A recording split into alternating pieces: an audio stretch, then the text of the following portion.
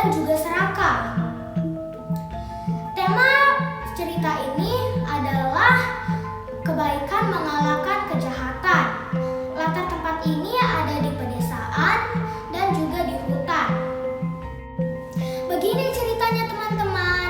Pada zaman dahulu kala, di suatu pedesaan hiduplah seorang putri saudagar bernama Bawang Putih. Namun dia mempunyai ibu tiri dan kakak tiri yang sangat jahat. Saat ayahnya sudah tiada, yang berkuasa adalah ibu tirinya dan bawang merah.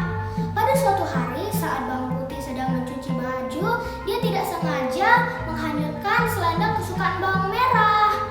Dia pun pulang ke rumah. Lalu saat menceritakan itu, mereka pun mengusir Bawang Putih dari rumah itu. Saat di hutan, kelihatan dari jauh ada rumah kecil yang ditinggali oleh Nenek Sakti. Nenek Sakti pun memberi dia labu kecil.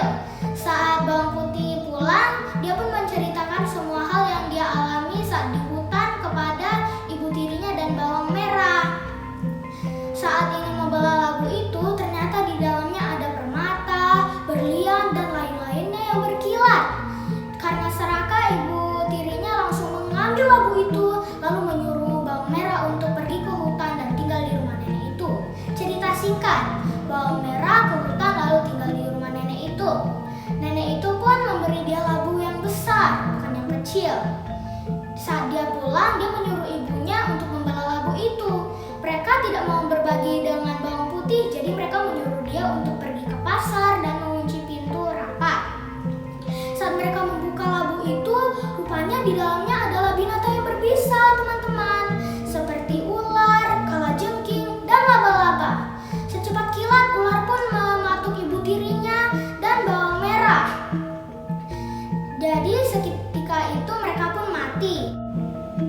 Demikianlah ringkasan cerita Bawang Putih dan Bawang Merah. Ada juga loh teman-teman amanatnya, yaitu 1. Walaupun kita bukan bersaudara kandung, kita harus berusaha bersikap baik. Yang kedua, kita harus bertanggung jawab terhadap pekerjaan yang diberikan. Yang ketiga, kita harus patuh dan taat terhadap orang tua. Yang keempat, kita harus sabar dan tabah menghadapi kesulitan. Terima kasih.